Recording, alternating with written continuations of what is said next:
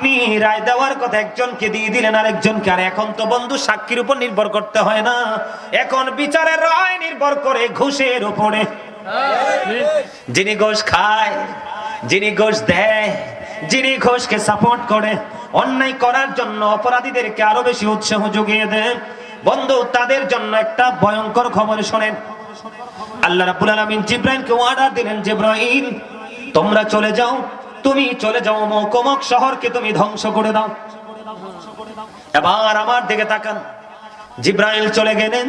জিবরাইল চলে যাওয়ার পরে দেখলেন বন্ধু ওখানে এমন একজন বুজুর্গ লোক আছে, জীবনে কোনোদিন আল্লাহর হুকুমের অপেক্ষা করেনি, নাফরমানি করেনি, কন্টিনিউ আল্লাহর গোলামি করে করে যাচ্ছে।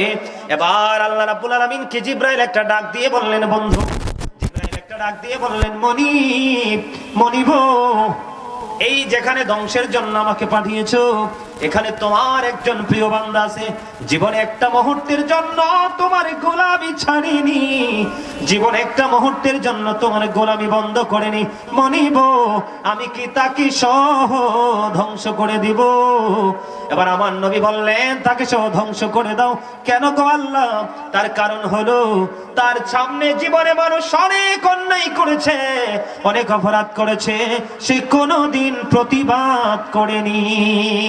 নাউজুবিল্লাহ। আপনি শুধু একা একা নামাজ পড়লে, ইবাদত করলে, একলা একলা হাঁটলে চলবে না, আপনাকে অপরাধীর বিরুদ্ধে যুদ্ধ ঘোষণা করতে হবে।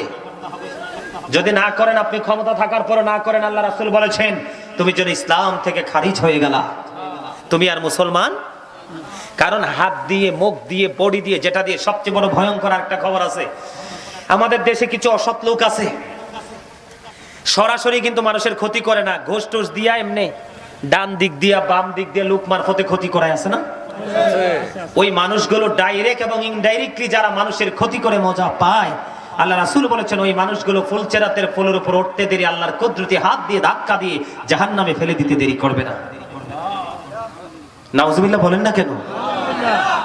আর আপনি যদি নবীর হাদিসের দিকে লক্ষ্য রাখেন, নবীর সাথে প্রেমের ডোরি লাগাইয়া ওই পথে চলেন, বেশি বেশি করে ফরজ ওয়াজিবের পাশাপাশি নবীর প্রেমের দরুদ পড়তে পারেন, জিবরাইল কথা দিয়েছে রে নবীর উম্মত তোমরা টেনশন করো না, চুলের চাইতে চিকন হবে, হীরার চাইতে দার হবে, উপর দিক দিয়ে আগুন ঝুলন্ত থাকবে, নিচের দিক দিয়ে আগুন উদিত থাকবে।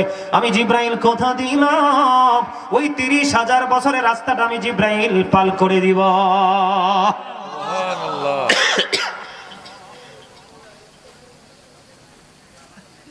আমাদের মধ্যে এই সমস্যাগুলো আছে না নাই? আরে আরো জোরে কর না, আরেকটু মহব্বতে। এবার আরেকটা মজার খবর দিব বন্ধু। মজার খবরটা, আপনাদের এলাকায় সুদ খায়নি মানুষ, এটাও কিন্তু হারাম। সুদ খাওয়ার যে কৌশল আপনারা তো জানেন না, আমরা দেখছি, আমি নিজে চোখে দেখছি।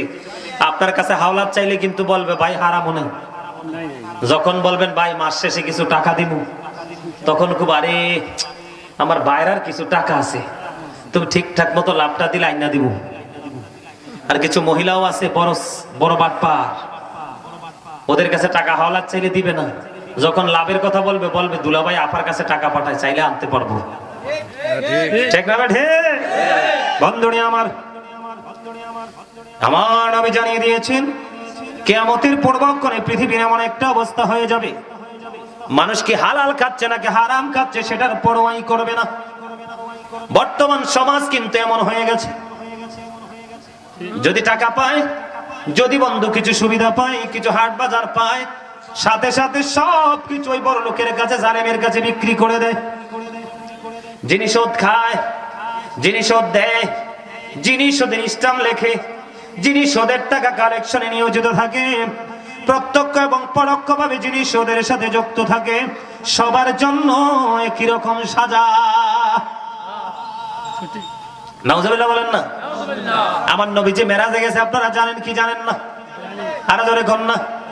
সুদখোরের কি অবস্থা হবে আমার দিকে তাকান বন্ধু।